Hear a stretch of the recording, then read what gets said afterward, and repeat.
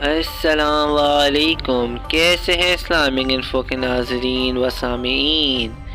جیسا کہ آپ تمام لوگوں کو معلوم ہے، مولا علی علیہ السلام علم کا سمندر ہے اور رسول خدا صلی اللہ علیہ وآلہ وسلم نے بھی مولا علی علیہ السلام ہی کے متعلق فرمایا، انا مدینۃ العلم وعلی بابھا، میں علم کا شہر ہوں اور علی اس کا دروازہ ہے۔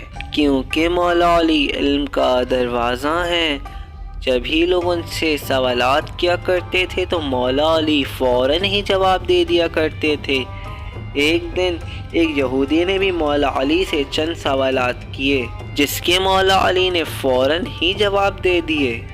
یہودی نے پہلا سوال کیا، وہ پہلا پتھر کون سا ہے جو آسمان سے نازل ہوا؟ مولا علی نے سوال سنتے ہی فوراً جواب دیا، وہ پہلا پتھر حجرہ اسود ہے جو حضرت آدم کے ساتھ بحشت سے زمین پر نازل کیا گیا۔ یہودی نے دوسرا سوال کیا، وہ چشمہ کون سا ہے جو سب سے پہلے زمین پر جاری ہوا؟ مولا علی نے فوراً جواب دیا، پہلا چشمہ چشمہ حیات ہے، جس پر حضرت موسیٰ، حضرت خضر، حضرت یوشع بن نون اور ذوالقرنین گئے تھے اور جس میں مچھلی گر کر زندہ ہو گئی تھی۔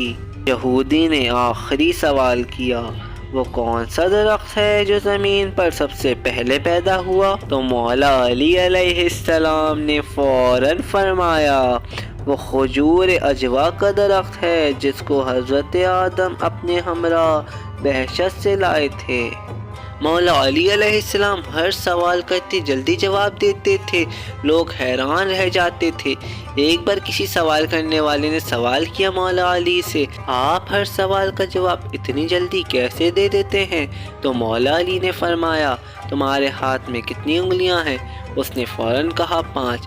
امام نے فرمایا، اتنی جلدی کیسے بتایا؟ اس نے کہا، کیونکہ 5 انگلیاں میرے سامنے رہتی ہیں، اس لیے میں نے فوراً سے جواب دے دیا۔